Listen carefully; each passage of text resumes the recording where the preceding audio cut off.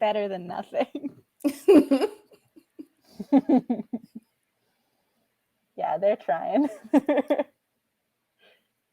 Ooh, I like messy with an I. Yeah. That's going to be like my new name for wrestling or drag or something cool. Amanda Messy. Yeah. Mandy Messy. I love it. Oh God.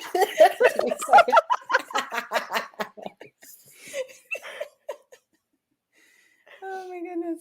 All right. So far it's us. So let's see. I sent a little message to A and Archie. We'll see if they're able to make their way over, but we may as well get started. We'll do the sort of fun soft start. So we already know where the weather is with everybody. Oh, there we go. But how's your summer been? What have you been working on? Like, how are you? Like, and that can also be just like your care, your own sanity and safety. That could also be an answer. I mean, there's that for sure for me, and I've just been doing nib stuff for the nib and painting. Personally, how about you, Isabella?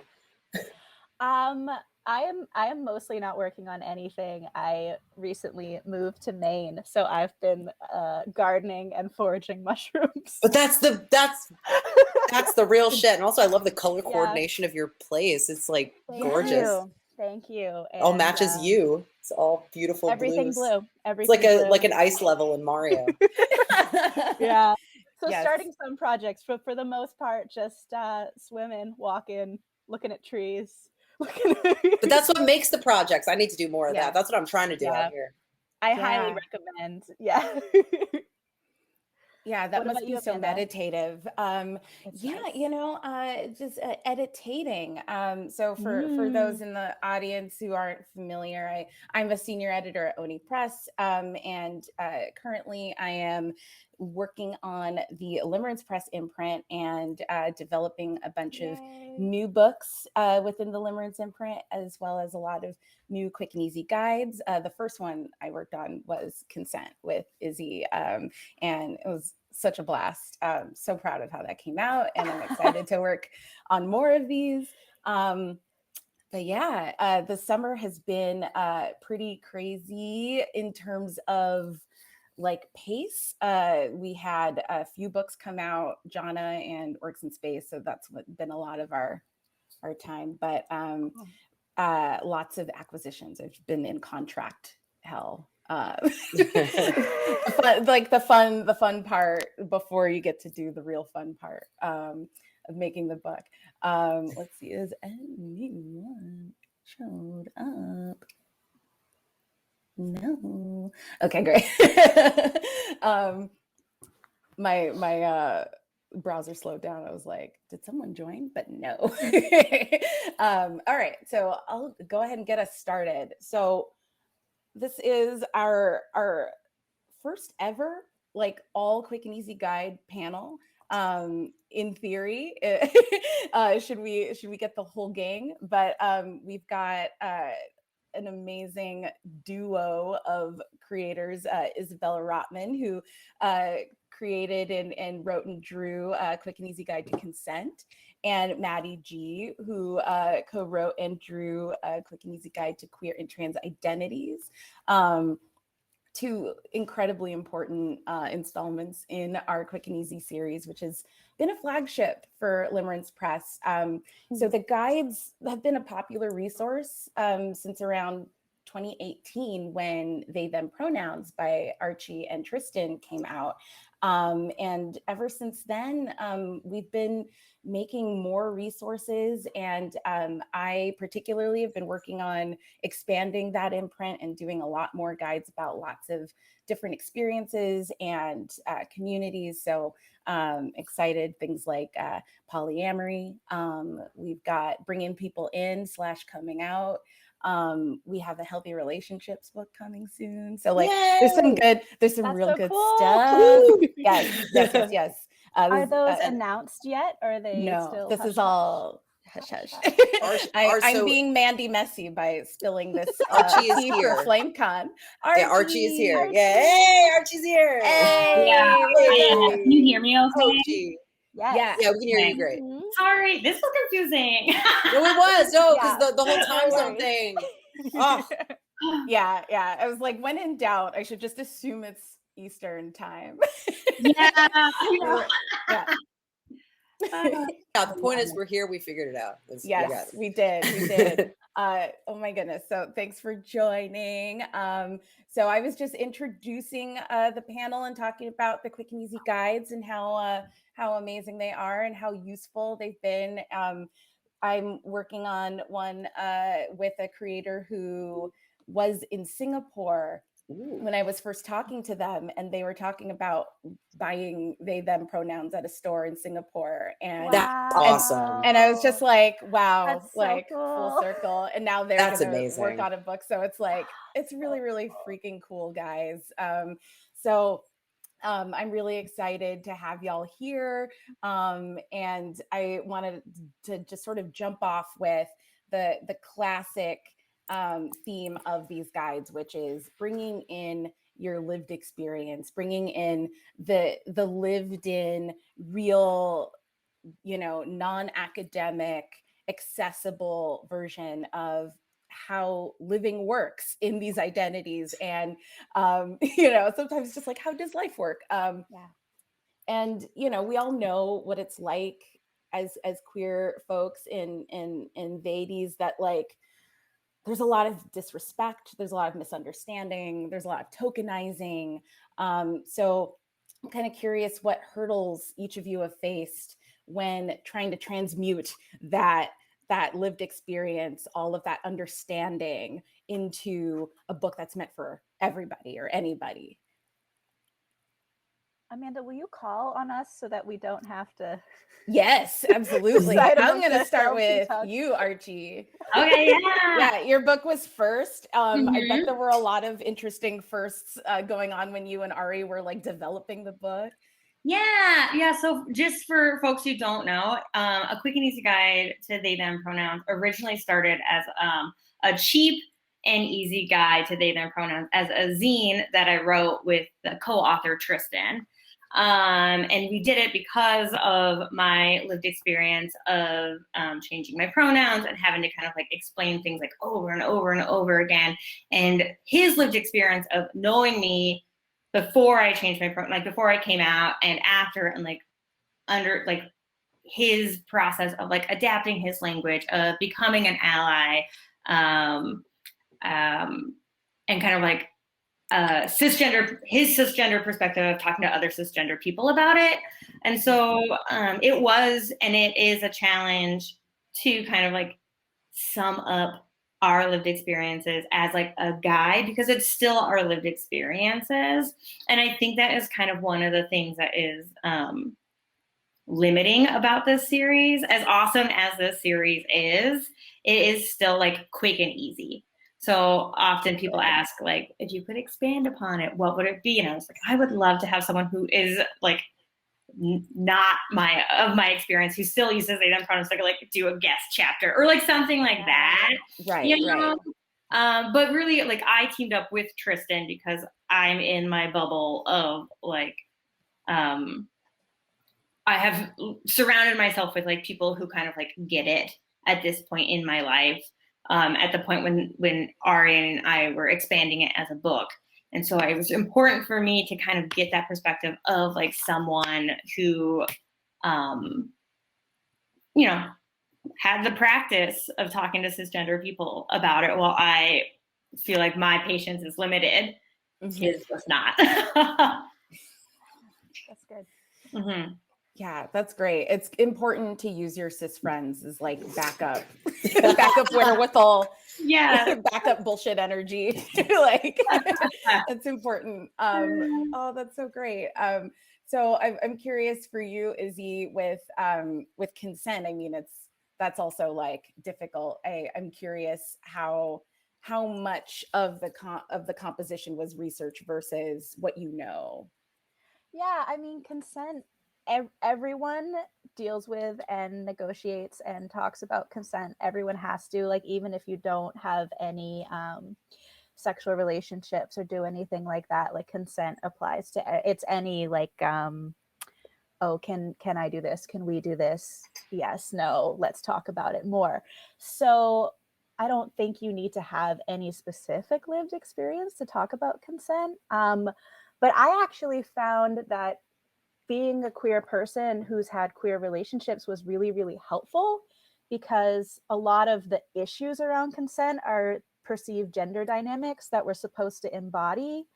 And when you're in a queer relationship, sometimes those just like go away really without you choosing to make them, and you figure it out sort of on without all of those gender roles. So it was, and that is the goal of affirmative consent for everybody, is not to be affected by these gender roles that say someone has to ask and someone has to answer and gatekeep and all that. So I found that really helpful to have that experience without having to like break it down first. Yeah, that makes a lot of sense. I mean, just being in a queer relationship, it's a bespoke situation, you know, where we're, you know, if you're cooperating and communicating, then you're making a relationship around those people's needs, as opposed to you know, adhering to a template. Which everyone should do, right? And that's the end goal. It was just kind of nice that I had different experiences with gender and relationships to see like a lot of the ways it could be. Yeah, that's awesome. Mady, with Queer and Trans Identities, it's a bigger book. It's one of the longer guides, and you had so much to explain and say, and you illustrate it in such an expansive, metaphorical, pretty way. I'm curious for you, what was it like putting together all that information? Were there times where you're like is this too much? Am I so much of that book was really like compiling lived experience and like research, like academic research together. And so a lot of the beginning stages of putting the book together, I had to do a lot of academic research. And so reading through a lot of books on gender, and I know queer graphic history was really helpful. There's a lot of resources. I think I listed a bibliography there. If I think it got into the book, but the book was actually pitched to Limerence. I think before they them pronouns was taken on, and then our projects got combined into the series. And I love seeing that the series has proliferated so much with like Izzy's book. There's just so many. It's amazing to see how it's kind of like blossomed into this larger project, and that the books have been able to be so diverse and help such a wide range of people. But yeah, I did a lot of individual interviews as well. So I wanted to make sure that we got perspectives from like all over like the queer umbrella. So I interviewed, I think like asexual people up to age like up into their 60s. There was a neighbor's parents who was a cisgender asexual man up in his late 60s who identified as asexual, and I had a whole interview with him that was really, really wonderful. Transmasculine, transfeminine, non-binary of all types, and cis people as well. And a big motivation for this book and for writing it was my experience having to try and explain myself to cis people my whole life, because I was one of those people who was very visibly gender and also visibly neuroatypical from a young age. So I'm very used to self-advocation being just a part of how I communicate and a part of how I exist, because I've just always had to explain myself. Mm-hmm. And I wanted to set out a resource that I could just hand to people and just be like, hey, or anyone can just hand to someone and go like, hey, this is academic enough where you can like, where people who might not take it seriously at first will be, because there's evidence backing everything up. Right. But then also I wanted there to be the lived experience and empathetic aspect so that people could, identify with their own experiences and then experiences of their loved ones. And the reasoning for the non-human characters, because I've gotten a little bit of like, why are there snails, stuff like that, is because I wanted to create characters that anyone could imprint on. So it's like, you're not, because I know for me that when I see human forms, like some people be like, oh, that's me, but that one's not me, blah, blah, blah. And so this way, in addition to having human characters, if you didn't feel represented, there is a character that you can still imprint yourself onto in a way that you feel like you could. And yeah, just the real goal for the book was to just kind of create a springboard to start conversation, but also enough information where you don't feel like you have like these big gaps and voids. Right. But I do worry that it's a little too dense sometimes, but I don't know, it seems to have worked all right. So yeah, I mean, it's exactly, you know, what I give folks who are like, what is even the spectrum? What even is, you know, what is the deep sea lexicon? And like, there's so much to it. And sorry to interrupt, but just one thing I want to make very clear is there are no experts on gender. If you say you're an expert on gender, you're mistaken, frankly. There's no such thing. It's all, we're all trying to figure it out together, and this is just a compilation of data and experiences that we can infer things from, and you know, everything serves the person who is looking for the information, and that's what the big takeaway I think is. Absolutely. Thank you, Mady. Welcome. That's a lot of really, really good sage wisdom when it comes to like putting together a book like this about lived experience. It's important to remind yourself that, you know, you're not the arbiter and that your truth is in other people's truths, but also that we're all figuring it out together. And the more we talk about it together, the more we'll learn. And the vibe of that is so consistent through Queer and Trans Identities. Thank you. The snails, I love them so much. And they're easy and fun to draw. Yes. Oh my gosh, that's always the plus, right? It's the curve. Yes, the Kirby factor, exactly. When it's just pink enough. Also, like, look at that. Izzy.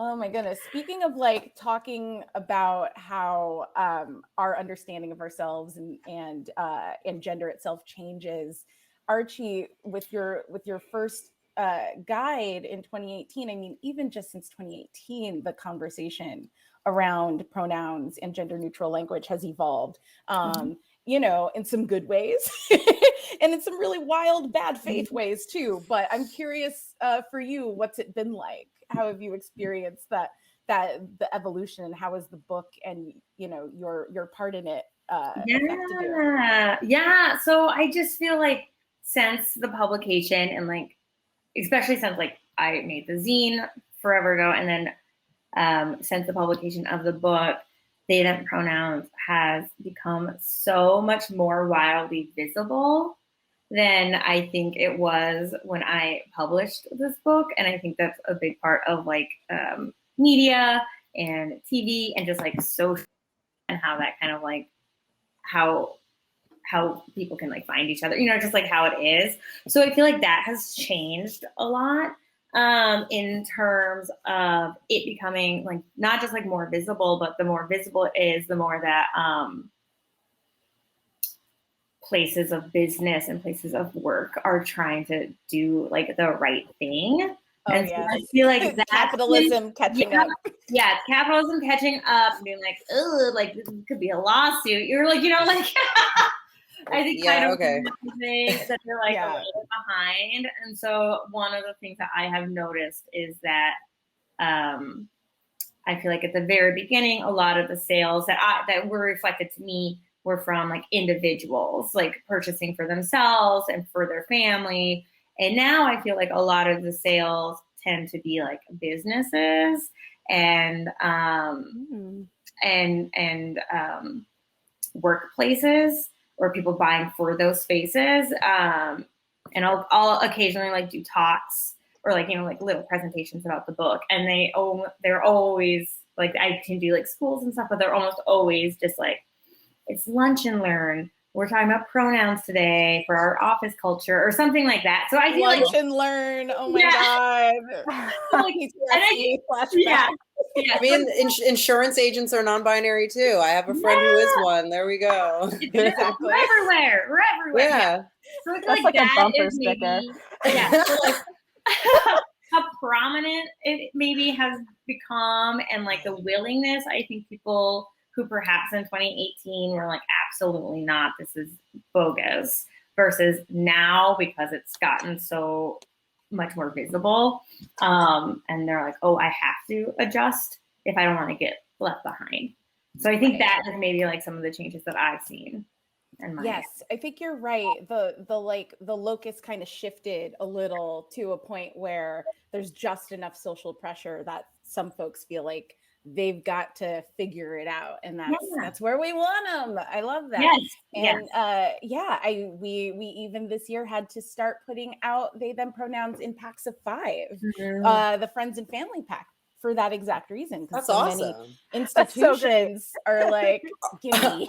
Are we ever going to get a quick and easy guide omnibus with all of them together? That would be really cool. Oh, I love the idea of them printed together. What we are doing this fall is we're collecting the first 4 in a first ever box set. Yes, it's called a quick and easy bundle. You can Google it. It's pre-orderable. It should be out in October. Anywhere books are sold. So it's going to be a really great gift to give anyone who doesn't have all of them. And it's just a nice little completionist fantasy. That's fab. Yeah. And then our next new guide to asexuality finally comes out next spring. So look out for that as well. So yes. We are definitely on the quick and easy guide train, my friends. Yes, Blue Stockings is the best. I'm so glad that people just go to Blue Stockings to get these limerence guides, and they're just talking to each other, and it makes me so happy. Blue Stockings is like the hidden gem of New York City. Just like support them, please. Yes, please. They're so good. A place that I did like a book talk at. They're always just a beautiful, wonderful place. And it's run by just beautiful people. And I remember Joan like is yes, Jody. And like last year, during the pandemic, peak scare times when stores weren't doing anything, they were among the first to put together virtual shows and book events, and didn't stop promoting queer creators just because they couldn't open the store. So it was just like, they did my book release for A Quick and Easy Guide to Consent in October 2020, when I thought I was just not going to have an event at all. I know. It was so lovely. It was lovely. Yay, Book Stockings Love Hour. So yeah, I thank you, Archie. It's really wild to hear just like in passing in the last 4 or 5 years, like how much has changed, but to also like be in the community and in community with other queers and going like, are you seeing that, like that grandpa was like, what are your pronouns? Did you see that? That's wild. So for Mady, I'm curious, like, because you have known yourself for such a long time, and your evolution has been for so many years. You've known your neuroatypicality, you knew your queerness and your gender queerness. But I'm curious, during the process of making Queer and Trans Identities, were there things that you learned that were surprising, or things that you learned about yourself? I think that at that point when I was writing, I think it was when I had really gotten a lot of my concrete gender journey for myself figured out for the most part. Although I think back then I was identified. Well, now I'm somewhere in between there and trans guy. I'm like, but it's all fluid. It's all a process. But the thing that really got me, that I found really important, was learning about the asexual spectrum and how that is a whole spectrum in of itself. And I have a close friend of mine who's asexual, and I remember at the time they were really lamenting feeling misunderstood, and that people didn't really seem to understand also just how many sexuality that there actually are and how many ways it can manifest, and that asexuality is separate from libido, asexuality is separate from repulsion or non-repulsion in sex, like being able to talk about it or not talk about it. And going into all of those things helped me learn a lot about myself and like my own relationship with sex, and like, where I stand on my part of the spectrum. And it was just something given as much thought to as I did gender, because I think when it comes to like knowing myself as a non-binary person and knowing myself as, you know, whatever other kind of person I am, I feel like I was kind of forced into that because of the environment in which I grew up. I grew up in a very homogenous and unforgiving environment, and socially, luckily not family-wise, but socially a very, very unforgiving environment. And it was either like conform completely or suffer, but I could not conform. It was like impossible for me to. And so that is what made me figure out, why is it impossible for me to do this? And then I figured it out. And because it was impossible for me to conform in that way, I was thrust into having to look into these things at a young age. And this was back in the like mid 2000s, late 2000s, when I think I heard about the term bi on someone's blog, and I thought like, whoa, what's that? And then I was watching all those like documentaries about, you know, transitioning. And this is back when people thought that testosterone would give you cancer and like shave years off of your life and stuff. And like, there was so much misinformation about hormone treatment too back then. And I just remember being confronted with all this misinformation when I was trying to find myself. And then I finally did. I'm like, man, it took me so long to like parse through all this crap. And thank God I'm such a big nerd that I have the energy to do this. And also that I have the energy to educate. So my dad used to be transphobic, and the kind of transphobic that was like, oh, you just don't exist.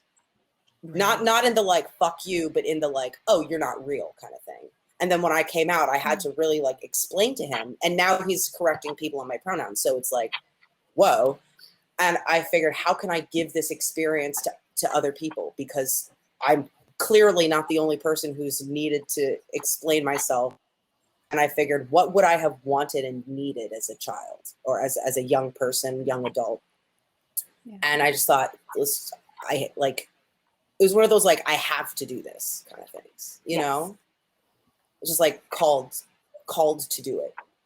That's the only way I can really describe it. That feels so real, because like when you strip down like all of the like negative self-talk and the like theories and the misinformation, and you're just like, what is stopping me from being who I am? And, you know, and like singling that out, like that process, like you said, is so time consuming. It really is. And that's another reason why I included the short chapter in there about relationships. And like, people will say, well, that doesn't have to do with identities, but it kind of does, because I find that there's a lot of enmeshment and codependency, because when you're queer, someone who's like you, and you immediately imprint on that person. And I feel like you can't have a discussion about queer identity without how those identities can exist together, and how to exist with each other in a healthy way. Because I know that when I first came out, I had a lot of codependent and enmeshed friendships that were just not healthy for any of us. And I truly think that when you're embracing a new community, especially one that's so vulnerable and one that's so emotionally, just a wide range of emotions you're going to feel, I think it's important to also like understand the context in which you're socializing and how to treat other people within, you know, when you're navigating new social boundaries and things like that, and navigating your own identity. Bars, first of all. That was a like mouthful. Just so useful. Thank you. Because like, I think we forget how we're bringing the patterns that fucked us up to the new relationships that we're hoping will help us heal, and we can't really heal together unless we are able to break down that stuff. And yeah, the enmeshment and codependency is so real. I mean, you described me in my 20s. That's me in my 20s. That's what I'm saying. I wrote that in my mid 20s. I'm like, let's go. Oh, that's amazing. Thank you. Yeah, I'm curious for you, Izzy, with consent, like we were talking about, you had already had the instincts to ask the right questions and to figure out what does everybody want in a relationship. But were there any new things that you learned about why and how you communicate your boundaries throughout that process. Yeah, absolutely. I mean, going back to the last question you asked me, like I did make sure to do a lot of research and read a lot of sex educators, because I didn't want it just to be like, oh, here's what Izzy thinks about consent. Mm-hmm. And those were really illuminating. And I think one of the hardest things in writing this book is that everyone gets really bogged down with like everything that can go wrong with consent, of which there's a lot. And it's like, okay, so how do I make it quick and easy? Which I really felt that I could, and I wasn't sure. I was like, okay, I know it's complicated, but I really feel so strongly that it shouldn't be. And how do I write that? And that sort of just came out in writing as, if you have the mindset that you don't want to do anything with someone who doesn't want to do that thing with you, it is easy. Everything just sort of comes from there. Mm-hmm. And that little like strategy or acknowledgement of that mindset, that was new, and that came out of writing. And I think that was exciting, because you don't need a whole book if you have that. You just know that you have to ask that question and give those answers and talk about things, because you don't want to be in that situation and you don't want anyone else to be in that situation. Yes, and yes, yeah. yes equals yes. Yes equals yes. So, yeah, everything else is just kind of like to get there. Exactly. There are so many hurdles that an individual has to jump through just to get to the point where they know what a full body yes feels like for them. Mm-hmm. Like, you know, for I yourself. feel like yeah, exactly. Like it's something that like it took me a really long time to figure out, and I feel like I'm still, you know, learning what my yeses and nos are by just paying attention to my body. And that's like one of the hardest things to do, especially if dysphoria is an element in your life, and you have to kind of struggle against that to get to the part where you feel comfy in your own skin. I was reading some work by a high school sex educator, and he was sharing the most common questions that teens asked, and one of them was, how do I know if I want to have sex? It's so good. It's so good that they asked that question. So good yeah, geez. But also, like, how do you even begin having a conversation about consent if you don't know what you want? And that's where I think this idea of like, you don't actually have to know everything that you want to do something with someone if you are in a space where you trust each other to stop and to pay attention, and to pay attention to your body language, and then like stop and ask questions, and then it's okay to explore if you know that you're safe. Yes. Yeah. Trust is so important. Trust is so important. It really is. And you build that by like having consent in things that aren't sex. Mm-hmm. Exactly. That are less boundaries. Yeah. Fuck. Like, Izzy, you're doing the Lord's work. Oh. So are you. Oh, yeah. We all are. Yeah. I mean, this is basically a Lord's work panel. Y'all are this is the Mount really Olympus of queer literature. These are my labors. Oh my God. All of us Ozymandias. I love a plural. Ozymandias. Oh my gosh. So speaking of like young folks and readers and folks that are interacting with your material, are there any fun anecdotes or stories of interactions that you've had with fans or readers or other people in the comics or book industry about your work that was like interesting? I have kind of a silly one. There's one review of the book on Amazon that was like, you know, it's got good information, but man, the art is like how I would imagine a drug trip to feel. And it makes me, it's like such a I went on a boomer drug comment. trip. It's really funny, but in the positive way, in a positive bent. I got to see the book actively help my friend's like 13-year-old non-binary kid figure out that they're non-binary, where they were just like, they like I gave them a copy because they reminded me a bit of me when I was a kid, and then it just like, according to their dad, just like unzipped them, in like a good way, and like nice. And it was really, really, really sweet and heartwarming to see like kind of happen in real time, because this was my roommate's high school best friend's kid. Mm-hmm. And so it was just like very close and very sweet. And then my partner's roommate's kid is being raised with like non-binary education. He was given a gender neutral name.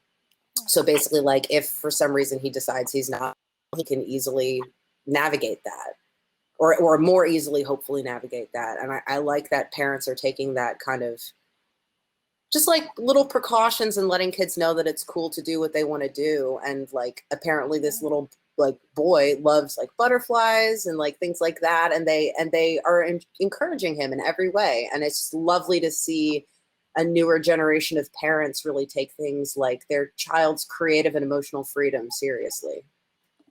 Yeah, that's like, I feel like for a lot of parents, it's one of the scariest things. Like, they're very much scared of their kids' creative potential, because you just don't know how to manage that, I think. Like, or help them channel it. Exactly. Yeah. And you also end up confronting whatever unresolved things you have, and it just makes it harder for you to see your kid for who they are and not you, and just all of that fun stuff. Mm-hmm.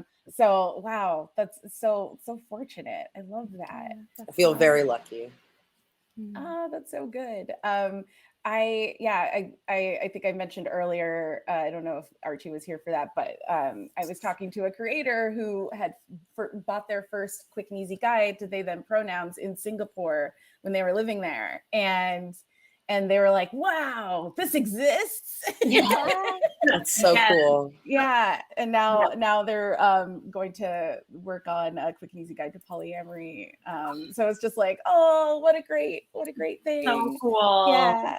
So cool. Yeah, their name is Robin Richardson. So yeah, it's really great to see the world accept this information, and that the personal quality, that the vulnerability that we're giving in these books, along with concrete information, is really helping people come out of their own shell and figure out what they want, which is just aces. Great work, y'all.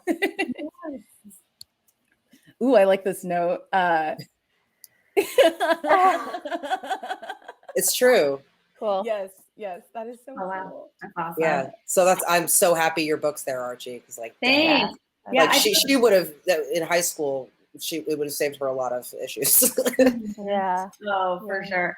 I think that's like one of the coolest like reactions or interactions that I have felt as like the co-creator of this book is like, you were kind of like talking about like, it's not just concrete information. It's like when you share something like one of these books with someone else, you're kind of like sharing, I feel like, a boundary with someone, or you're sharing like how best you want to be. I always think of like when I tell someone my pronouns, this is how I want to be loved. This is like a sign of like love and respect. Mm-hmm. And so having and being able to like kind of like create a tool that people can use to be like, this is how best to love me, for someone who like wants to, ideally, like, wants to love them in the way that they want to be loved and respected, is like really powerful. And that's like the best like interactions too, is like I occasionally get notes from people who are like, this was so helpful, and like this helped in like XYZ circumstance, and like those are, I'm like always like so grateful to like hear. And I feel like with Tristan, who's the co-author, he told me that his grandfather is like a greeter at Walmart, and was like, you wrote a book, and like read it and was like, I don't understand any of this, but I'm gonna start asking people when they come in. And it was just like so cute. Grandpa. So I love like stuff like that has been like really awesome. And occasionally people will be like, this book helped me realize I'm non-binary, and I was like, that's not why I wrote this book. Cool. Yeah, rad fringe benefit. Yeah, That's absolutely. great though. Damn. Yeah, that is great. I love messages like that too. Yeah, me too. Oh, that's so cool. That is so There's cool. let's see, there are 2 questions in the Q&A currently. We'll answer what is the most challenging part of the writing process for these guides, from Colin McCarthy.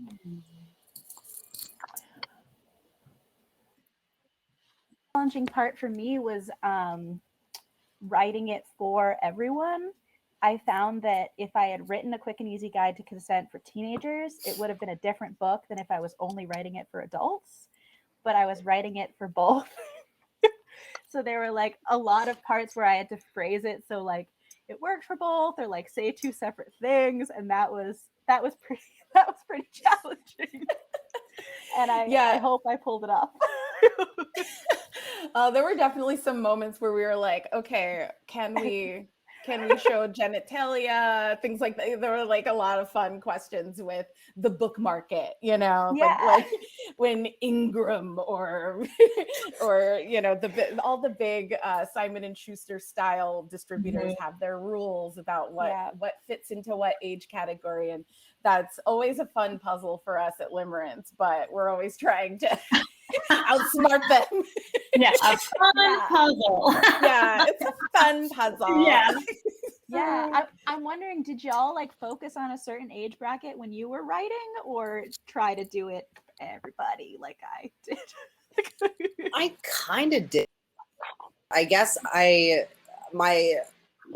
the demographic I had in mind was like high schoolers, I suppose, and older, like high school and up. And I figured, I don't know.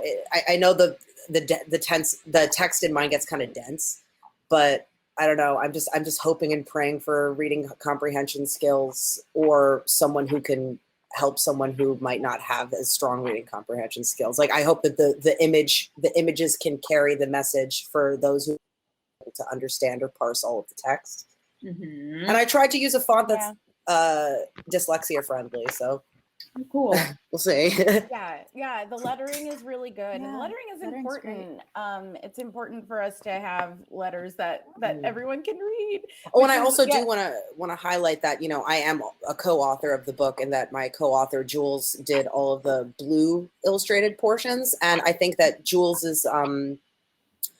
has worked a lot in like educational art, and has also worked a lot with a younger demographic, a younger audience. And I think that the addition of their like little shorter, more narrative segments in their work page segments can increase the audience of the book. So like younger folks can have spaces where they can work through things and write on their own.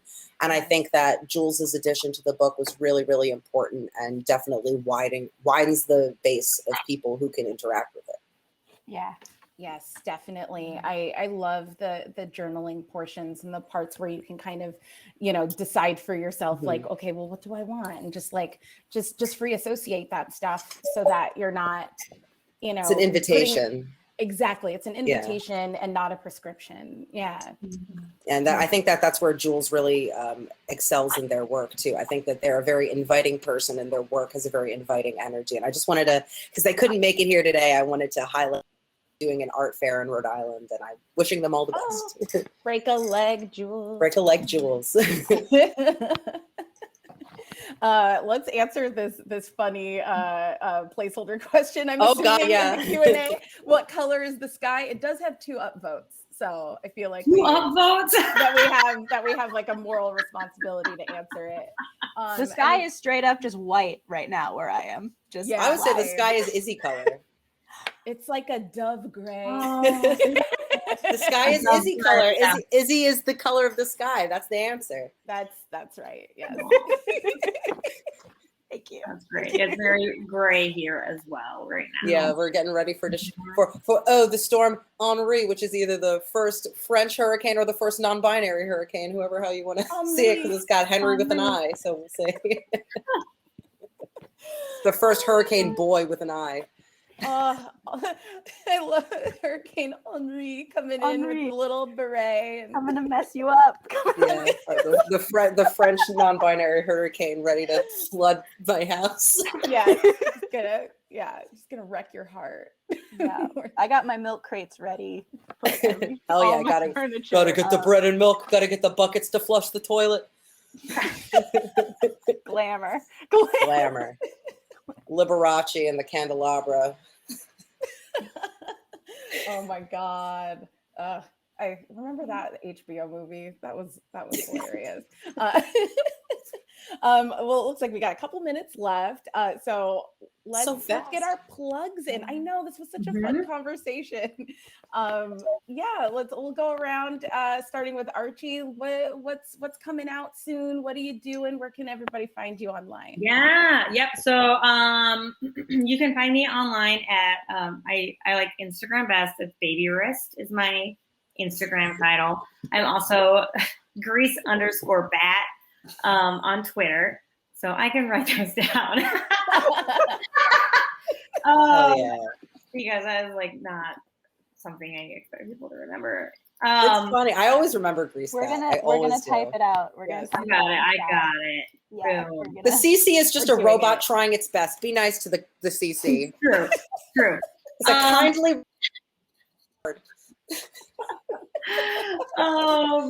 Yeah, so that's where I'm on, like, online. Besides the quick and easy guide to they them pronouns, I have a collection out by Boom called Grease Bats, which is about queer friends in their 20s navigating chosen family and queer community in sort of like Sunday strip style. So that's been published previously on Autostraddle for like 7 years. So it is like also a published collection that's out. Upcoming, I have a young adult, like a history comics Stonewall that I wrote. That was illustrated by A. Andrews, and that'll be out in fall 2022 by Power Duo. Yes. Yeah. So that's like, I'm very excited about that. And then my next original graphic novel called Mimosa will be out fall 2022 with Surly Press, who I believe, So Surly Press, I think, has a panel, like the editors later on today at PolyCon. Yeah. So that might be cool to check out. And then I feel like I don't think I can say the other thing. I don't know. I've got something happening in 2023, but that's a hot minute from now.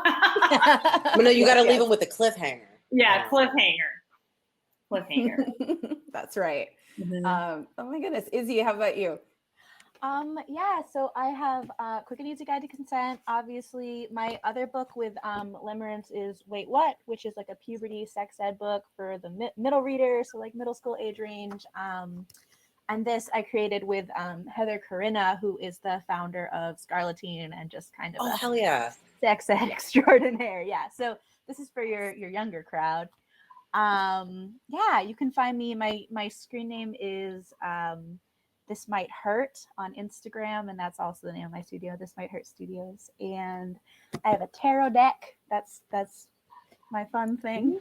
Yes, the This Might Hurt tarot deck. This Might Hurt tarot deck, yeah. And upcoming, I'm working on a Lenormand deck that will also be very similar to the tarot deck. So like same vibe of taking a historical system of cards and modernizing and queering and all of that fun stuff. So that's what I'm working on right now. And I have no idea when it will be out, when I finish it. Yeah, I love that. Hell yeah. Yeah. How about you, Mady? I have a new comic coming out the beginning of this week on the Nib about the queer history of pop punk and the impact that it had culturally on transmasculine people in the early 2000s. Oh, hell yeah.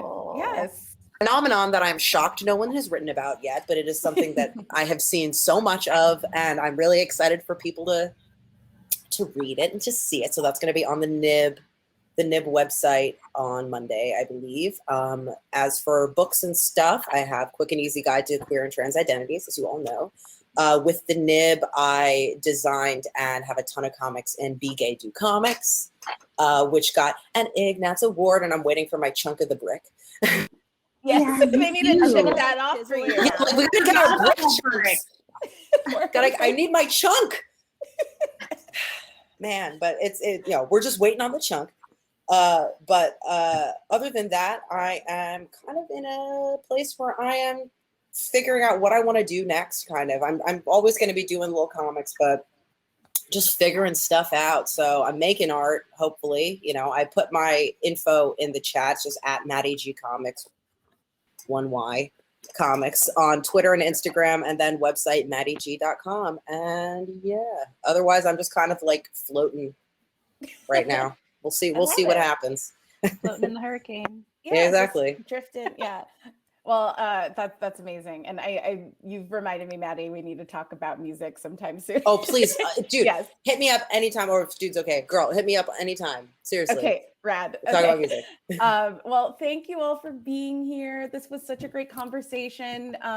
You can find all of their books, They, Them Pronouns, Consent, and Queer and Trans Identities at onipress.com or wherever books are sold. I've been Amanda Meadows. I'm an editor at Oni. You can find me on Twitter at Amandonium. Amanda as if it were an element. Sorry for that. And yeah, thank you again for coming. Thank you for having us. Thank you. This was lovely. It was last minute fun. Amanda.